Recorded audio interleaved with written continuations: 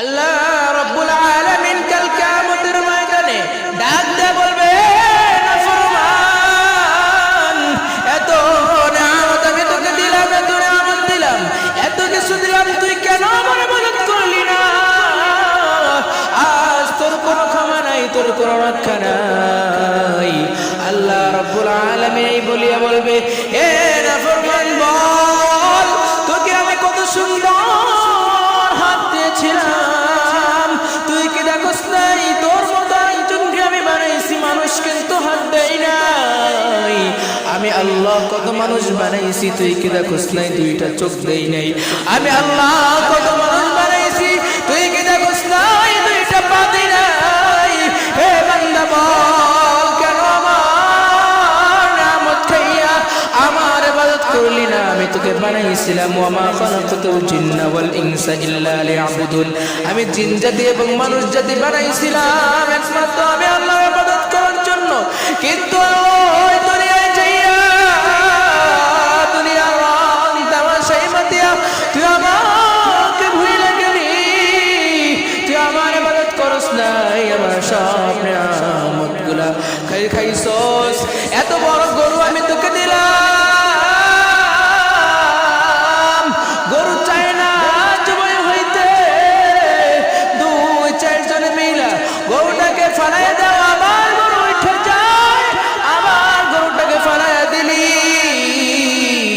গরু আবার উঠে যাইতে চায়, গরু চায় না মইরা যাইতে, অথবা আমার হুকুমের জন্য গরু শুয়ে যায়।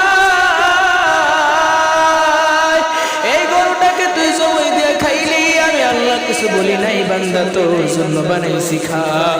একটা গাছ আনলি আম খাওয়ার জন্য, আম দেয় না, ওকে কাইটা তুই লাকড়ি বানাইলি, অন্য কামে খরচ কইরা দিলি। একটা গরু কিনলি দুধ খাওয়ার জন্য, ওই গরু দুধ দেয় না, ওই গরুটাকে তুই কাইটা খায়া ফেলাইলি, এক কামে লাগে না আর এক কামে লাগাইয়া দিলি। আমি আল্লাহ তোকে বানাইছিলাম, আমি আল্লাহর ইবাদত করার জন্য, যেহেতু তুই আমি আল্লাহর ইবাদত করস নাই, তুই আমি আল্লাহর ইবাদত করস নাই, আমিও তোকে বানাইলাম আমার ইবাদত করার জন্য। যেহেতু তুই আমার ইবাদতের কামে লাগস নাই, এর জন্য আমি তোকে এখন আরেক কামে লাগাইব, সেটা হইল তোকে আমি এখন জাহান্নামের লাকড়ি বানাইয়া তোরে পোড়াবো।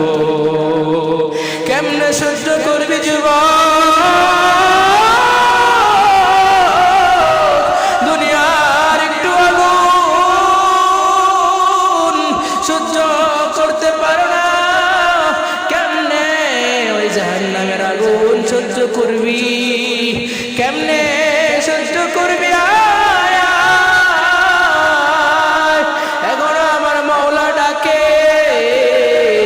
গভীর রজনীতে প্রথম আসমানে আইসা আমার মালিক বলে, বল বান্দা তোর কি দরকার, আমাকে বল, ক্ষমা করতে জন্য আমি আসছি, গুনাহ করছস, আমি আল্লাহর কাছে মাফ চা,